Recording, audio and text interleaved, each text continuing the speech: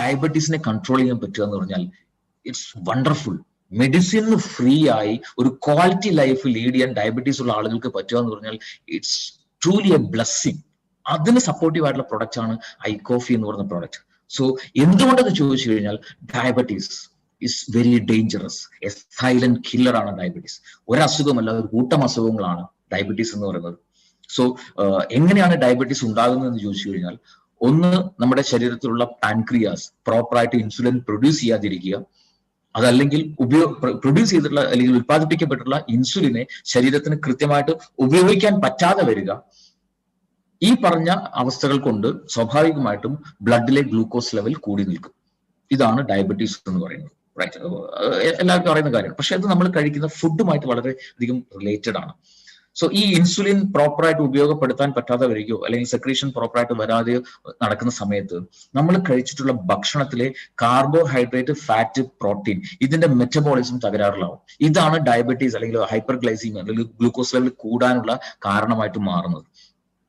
Unfortunately diabetes എന്ന് പറയുന്നത് വളരെ ഡേഞ്ചറസ് ആയിട്ടുള്ള ഒരു കണ്ടീഷൻ ആണെങ്കിൽ പോലും മെജോറിറ്റി ആളുകളും ഇതിനെ വളരെ സില്ലി ആയിട്ട് കാണുന്ന ആളുകളാണ്. കാരണം ടാബ്ലറ്റ് ഓർ ഇൻസുലിൻ ഉപയോഗിച്ചു കഴിഞ്ഞാൽ കൂടി നിൽക്കുന്ന ബ്ലഡ് ഷുഗറിനെ നോർമൽ റേഞ്ചിലും മെയിൻറ്റെയിൻ ചെയ്ത് കൊണ്ടുപോകാൻ പറ്റുന്നുണ്ടാവും. സോ അതുകൊണ്ട് തന്നെ people won't think it seriously.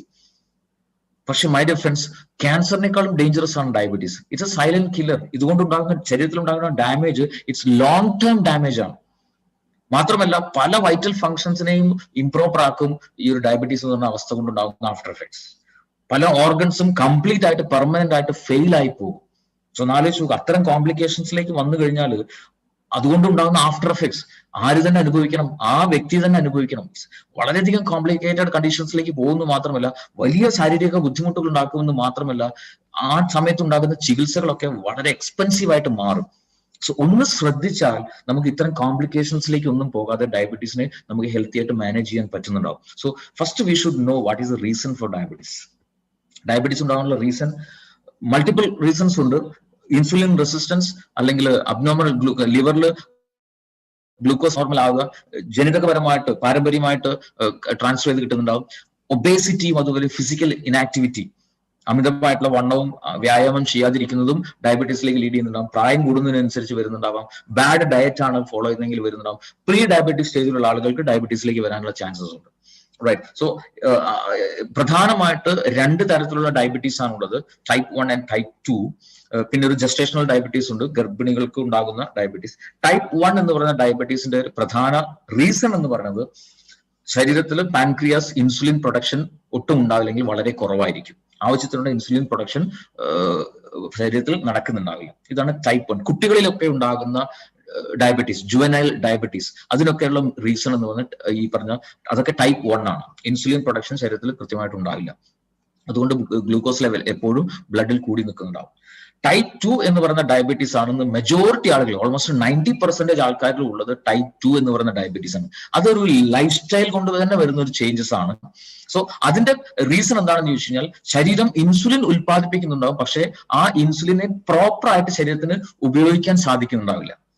Insulin resistance syndrome exempt എന്ന് അറിയപ്പെടുന്നുണ്ട് അത്. സോ ശരീരം തന്നെ ഇൻസുലിനെ റിജക്ട് ചെയ്യുന്നുണ്ടാവും. സോ എങ്ങനെയാണ് അത് സംഭവിക്കണമെന്ന് ചോദിച്ചു കഴിഞ്ഞാൽ, അല്ലെങ്കിൽ അത് എങ്ങനെ ഈ ഡയബറ്റീസിലേക്ക് ലീഡ് ചെയ്യുന്നു എന്ന് ചോദിച്ചു കഴിഞ്ഞാൽ, ഒരു സിമ്പിൾ ആയിട്ട് ഞാൻ പറയാം. നമ്മൾ കഴിക്കുന്ന ഭക്ഷണം, ആ ഭക്ഷണം അത് ഗ്ലൂക്കോസ് ആയിട്ട് കൺവേർട്ട് ആകും. ബ്ലഡിലൂടെ അത് നമ്മുടെ ശരീരത്തിലുള്ള കോശങ്ങളിൽ ചെല്ലണം. നമ്മൾ ശ്വസിക്കുന്ന വായു അതുപോലെ ബ്ലഡിലൂടെ കോശങ്ങളിലേക്ക് ചെല്ലുന്നുണ്ടാവും. ഈ കോശങ്ങളിൽ മൈറ്റോകോൺട്രിയ എന്ന് പറയുന്ന ഒരു ഫർണസ് പോലത്തെ ഒരു ഭാഗമുണ്ട്.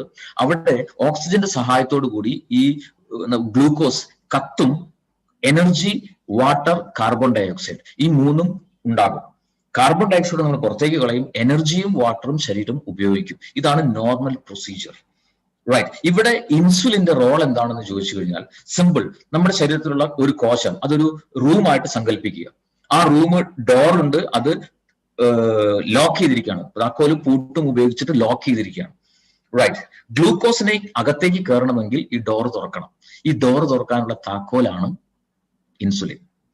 റൈറ്റ്. സോ ഗ്ലൂക്കോസ് ബ്ലഡിൽ വരുന്ന സമയത്ത് ആവശ്യത്തിനുള്ള ഇൻസുലിൻ പാൻക്രിയാസ് പ്രൊഡ്യൂസ് ചെയ്യുന്നുണ്ടാവും. ഈ ഇൻസുലിൻ അവിടെ ചെല്ലുന്നു. ഇൻസുലിനെ സ്വീകരിക്കുന്ന ഒരു ഭാഗമുണ്ട്, ഇൻസുലിൻ റിസപ്റ്റർ എന്ന് പറയുന്ന ഒരു ഭാഗം കോശങ്ങളിൽ ഉണ്ടാവും. അവിടെ ഇൻസുലിൻ എത്തുമ്പോൾ ഈ ഡോർ ഓപ്പൺ ആവും, ഗ്ലൂക്കോസ് അകത്തേക്ക് പോകും. Normal procedure, right? So my dear friends, നമ്മൾ ചിന്തിച്ചു നോക്കുക, ചില സമയത്ത് നമ്മൾ ഈ താക്കോൽ ഉപയോഗിച്ച് പൂട്ട് തുറക്കുന്ന സമയത്ത് ആ ലോക്ക് ചിലപ്പോൾ പ്രോപ്പറായിട്ട് അത് തിരിക്കാൻ പറ്റില്ല, അല്ലെ? അതിന്റെ ഉള്ളിൽ എവിടെയോ സ്റ്റക്ക് ആയത് കാരണം നമുക്ക് താക്കോൽ ഉപയോഗിച്ച് അത് തുറക്കാൻ പറ്റില്ല, സ്റ്റക്ക് ആയിട്ടുണ്ടാവും. അങ്ങനെ തുറക്കാൻ പറ്റാത്തതുകൊണ്ട് തന്നെ ഡോർ ഓപ്പൺ ആവില്ല.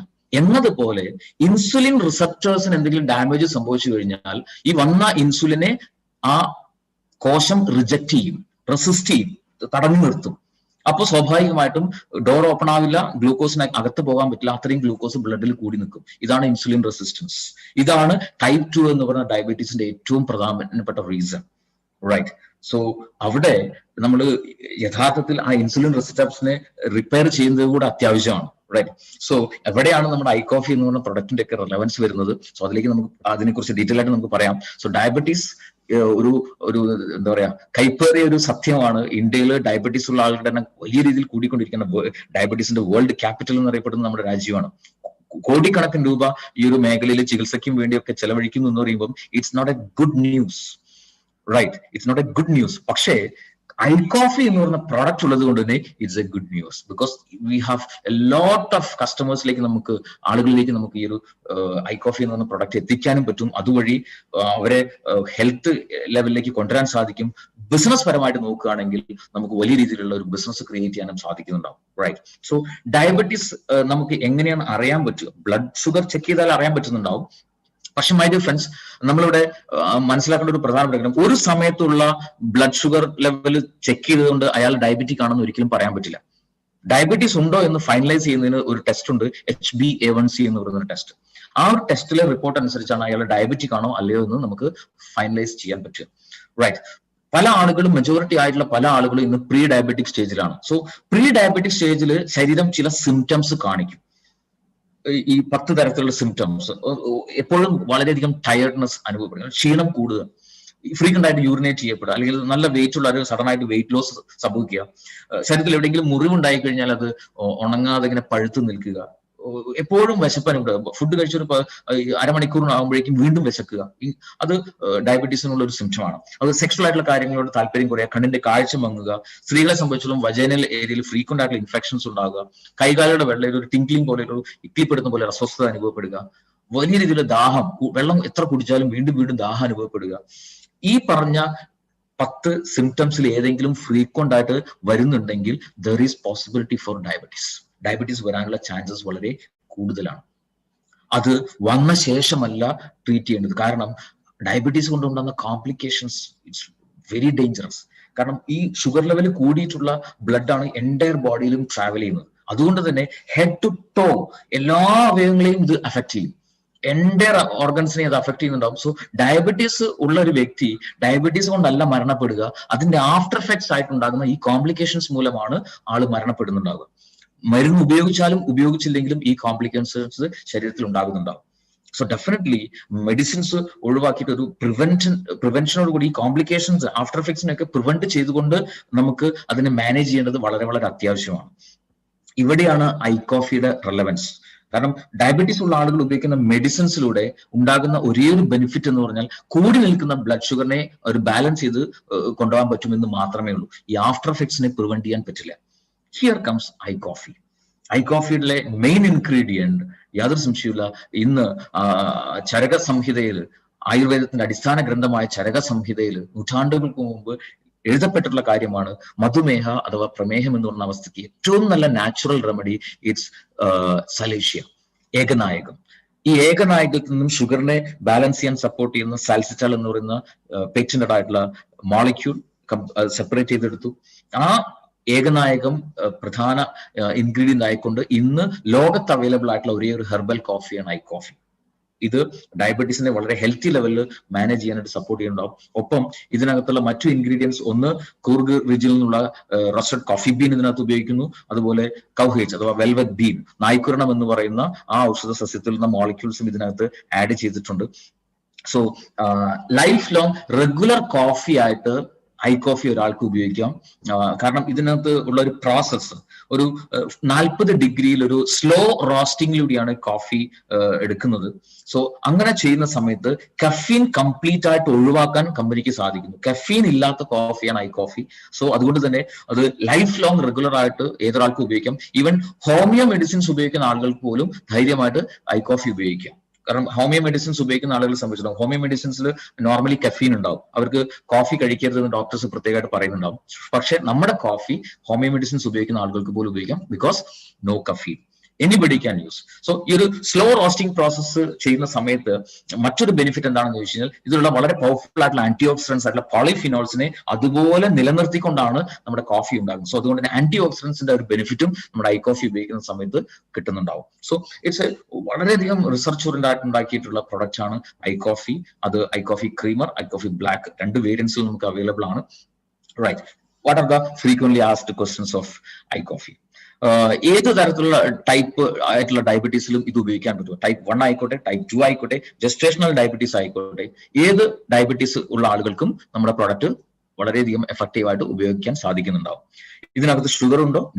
No sugar added. റൈറ്റ്. എത്ര കാലം ഇത് ഉപയോഗിക്കണം? അതും നമ്മൾ ഐപ്പിൾസിന്റെ കാര്യം പറഞ്ഞ പോലെ തന്നെ നമ്മൾ ആഗ്രഹിക്കുന്ന അത്രയും കാലം ഉപയോഗിക്കാം. റൈറ്റ്. സോ റെഗുലർ ആയിട്ട് നമ്മൾ ഉപയോഗിക്കുകയാണെങ്കിൽ അത്രയും കാലം നമുക്ക് ഒരു ക്വാളിറ്റി ലൈഫ് ലീഡ് ചെയ്യാൻ സാധിക്കുന്നുണ്ടാവും. മെഡിസിൻ ഒക്കെ ഫ്രീ ആയിട്ടുള്ള ഒരു ക്വാളിറ്റി ലൈഫിലേക്ക് വരാൻ സാധിക്കുന്നുണ്ടാവും. ഡയബറ്റീസ് കൊണ്ടുണ്ടാകുന്ന ആഫ്റ്റർ എഫക്ട്സ് ഒന്നും വരാതെ പ്രിവെന്റ് ചെയ്തുകൊണ്ടുള്ള ഒരു ലൈഫ് നമുക്ക് ഉണ്ടാക്കിയെടുക്കാൻ പറ്റുന്നുണ്ടാവും. ഇനി മെഡിസിൻസ് ഉപയോഗിക്കുന്ന ആളുകളെ സംബന്ധിച്ചോളം മെഡിസിൻ സഡൻ സ്റ്റോപ്പ് ചെയ്തിട്ടല്ല നമ്മുടെ ഐ കോഫി ഉപയോഗിക്കുന്നത്. എലോങ് വിത്ത് മെഡിസിൻ അവരത് ഉപയോഗിക്കുക. ബിക്കോസ് അവരുടെ ശരീരം മെഡിസിൻസിലായിരിക്കും ബാലൻസ്ഡ് ആയി പോയിക്കൊണ്ടിരിക്കുന്നുണ്ടാവുക. സഡൻ ആയിട്ട് മെഡിസിൻ സ്റ്റോപ്പ് ചെയ്ത് കഴിഞ്ഞാൽ ശരീരത്തിന് ബുദ്ധിമുട്ടുണ്ടാവും. സോ അലോങ് വിത്ത് മെഡിസിൻ ഉപയോഗിക്കുക. ഇംപ്രൂവ്മെന്റ് ഉണ്ടാകുന്നതിനനുസരിച്ച് സ്റ്റെപ്പ് ബൈ സ്റ്റെപ്പ് ആയിട്ട് അവർക്ക് മെഡിസിന്റെ അളവ് കുറച്ച് കൊണ്ടുവരാം. കുറച്ച് മാസങ്ങൾ കഴിയുമ്പോൾ മെഡിസിൻ കംപ്ലീറ്റ് ഒഴിവാക്കി ഒരു ക്വാളിറ്റി ലൈഫ് അവർക്ക് ഐ കോഫി കണ്ടിന്യൂ ചെയ്തുകൊണ്ട് ലീഡ് ചെയ്യാൻ പറ്റുന്നുണ്ടാവും. റൈറ്റ്. ഇൻസുലിൻ ഉപയോഗിക്കുന്ന ആളുകൾക്ക് ഉപയോഗിക്കാവും. ഓഫ് കോഴ്സ് ടാബ്ലറ്റ് ആയിക്കോട്ടെ, ഇൻസുലിൻ ആയിക്കോട്ടെ, എന്തുപയോഗിക്കുന്ന ആളുകൾക്കും ഐ കോഫി ക്രീമർ ആയിക്കോട്ടെ, ബ്ലാക്ക് ആയിക്കോട്ടെ ഉപയോഗിക്കാം. എങ്കിലും കൂടുതലായിട്ട് സജസ്റ്റ് ചെയ്യുന്നത് ഇൻസുലിൻ ഉപയോഗിക്കുന്ന ആളുകൾക്ക് കുറച്ചും കൂടെ നല്ലത് ഐ കോഫി ബ്ലാക്ക് ആണ്. കാരണം അതിനകത്ത് നമ്മുടെ ഏകനായകത്തിന്റെ കണ്ടന്റ് വളരെ കൂടുതലുണ്ട്. Then does this lower the sugar? നമ്മുടെ ഷുഗർ ലെവൽ വല്ലാണ്ട് അങ്ങോട്ട് കുറയ്ക്കുമോ? ഒരിക്കലുമില്ല. ഇതെപ്പോഴും ഹെൽത്തി ലെവലിൽ ഷുഗറിനെ മാനേജ് ചെയ്യാനായിട്ടാണ് സപ്പോർട്ട് ചെയ്യുന്നത്. ഒരു റെഗുലേറ്റിംഗ് പ്രോസസ് ആണ് ഇവിടെ ചെയ്യുന്നുണ്ടാവുക. ആവശ്യത്തിന് ഗ്ലൂക്കോസിനെ ബ്ലഡിലേക്ക് വിടുന്ന ഒരു റെഗുലേറ്റിംഗ് പ്രോസസ്സ് ഇവിടെ ചെയ്യുന്നത് കൊണ്ട് തന്നെ എപ്പോഴും ഹെൽത്തി ലെവലിൽ ബ്ലഡ് ഷുഗറിനെ മെയിൻറ്റെയിൻ ചെയ്യാൻ സാധിക്കും. സോ അതുകൊണ്ട് തന്നെ ഡയബറ്റീസ് ഉള്ള ആളുകൾക്ക് ഈ പ്രൊഡക്റ്റ് ഉപയോഗിക്കാം. അതുപോലെ തന്നെ ലോ ഷുഗർ ഉള്ള പ്രോബ്ലം ഉള്ള ആളുകൾക്കും നമ്മുടെ കോഫി ഉപയോഗിക്കാം. ഇനി ഡയബറ്റീസ് ഇല്ലാത്ത ആളുകൾക്ക്, പ്രീ ഡയബറ്റീസ് സ്റ്റേജിലുള്ള ആളുകൾക്കും ഡയബറ്റീസ് ഇല്ലാത്ത നോർമൽ ആളുകൾക്കും ഐ കോഫി എന്ന് പറയുന്ന പ്രൊഡക്റ്റ് വളരെ സേഫ് ആയിട്ട് ഉപയോഗിക്കാൻ പറ്റും. ഏതൊരാൾക്കും ഉപയോഗിക്കാൻ പറ്റുന്ന പ്രൊഡക്റ്റ് ആണ് ഐ കോഫി എന്ന് പറയുന്ന പ്രൊഡക്റ്റ്. സോ ഇവിടെ ശ്രദ്ധിക്കേണ്ട ഏറ്റവും പ്രധാനപ്പെട്ട കാര്യം how to prepare this coffee. എങ്ങനെയാണ് കോഫി ഉണ്ടാക്കേണ്ടത് എന്നുള്ളത് മാത്രമാണ് ഏറ്റവും പ്രധാനമായിട്ട് ശ്രദ്ധിക്കേണ്ടത്. റൈറ്റ്. സോ ഡയബറ്റീസിന് മെഡിസിൻസ് ഉപയോഗിക്കുന്ന ആളുകളെ സംബന്ധിച്ചോളം ഒരു ദിവസം രാവിലെയും വൈകുന്നേരവും ഓരോ സാഷെ ഉപയോഗിക്കണം. പ്രീ ഡയബറ്റിക് സ്റ്റേജിലുള്ള ആളുകളെ സംബന്ധിച്ചോളം ഒരു സാഷെ ഒരു ദിവസം എന്ന രീതിയിൽ പോലും ഉപയോഗിച്ചാൽ മതി. റൈറ്റ്. സോ എങ്ങനെ ഇത് പ്രിപ്പയർ ചെയ്യുന്ന വെച്ചാൽ നോർമലി ചായയോ കാപ്പിയോ ഉണ്ടാക്കുന്ന പോലെ ഈ കോഫി പൗഡർ തിളപ്പിക്കരുത്. കാരണം ഇതിനകത്ത് പോളിഫിനോൾസ് ഒക്കെ അടങ്ങിയിട്ടുള്ള ഒരുപാട് ആന്റി ഓക്സിഡൻസ് നാച്ചുറൽ ഇൻഗ്രീഡിയൻസിനകത്തുണ്ട്. സോ തിളപ്പിക്കുന്ന സമയത്ത് ഉണ്ടാകുന്ന ടെമ്പറേച്ചറിൽ ഈ പറഞ്ഞ നാച്ചുറൽ ഇൻഗ്രീഡിയൻസ് എല്ലാം നഷ്ടപ്പെടും. സോ അതുകൊണ്ട് ചെയ്യേണ്ടത് വെള്ളം തിളപ്പിക്കുക. ഒരു കപ്പിലേക്ക് ഈ പറഞ്ഞ ഒരു സാഷയിലുള്ള കോഫി പൗഡർ എടുക്കുക. ഈ വെള്ളം അതിലേക്ക് ഒഴിക്കുക. തിളച്ച വെള്ളം അതിലേക്ക് ഒഴിക്കുക, മിക്സ് ചെയ്യുക, കുടിക്കുക. റൈറ്റ്. ഈ രീതിയിൽ വളരെ ഈസി ആയിട്ട് ഇൻസ്റ്റന്റ് ആയിട്ട് നമുക്ക് ഉണ്ടാക്കാൻ സാധിക്കും I coffee. And it is very very tasty as well. ഒരു റിച്ച് കോഫിയുടെ ഓതന്റിക് ആയിട്ടുള്ള ഒരു ടേസ്റ്റ് ഒട്ടും കോംപ്രമൈസ് ചെയ്യാതെ ഒരു ഇന്റർനാഷണൽ ക്വാളിറ്റിയിലുള്ള ഒരു കോഫി കഴിച്ചുകൊണ്ട്, വളരെ സിമ്പിൾ ആയിട്ട് കോഫി കഴിച്ചുകൊണ്ട് ഡയബറ്റീസിനെ മാനേജ് ചെയ്ത് മെഡിസിൻ ഫ്രീ ആയിട്ടുള്ള ഒരു ക്വാളിറ്റി ലൈഫിലേക്ക് ഏതൊരാൾക്കും വരാൻ പറ്റുമെന്ന് മാത്രമല്ല ഡയബറ്റീസ് വരാൻ സാധ്യതയുള്ളവർക്ക് അതിനെ പ്രിവെന്റ് ചെയ്തുകൊണ്ട് ഒരു ക്വാളിറ്റി ലൈഫ് ലീഡ് ചെയ്യാൻ പറ്റുന്ന wonderful and beautiful product, the one and only I coffee. Right.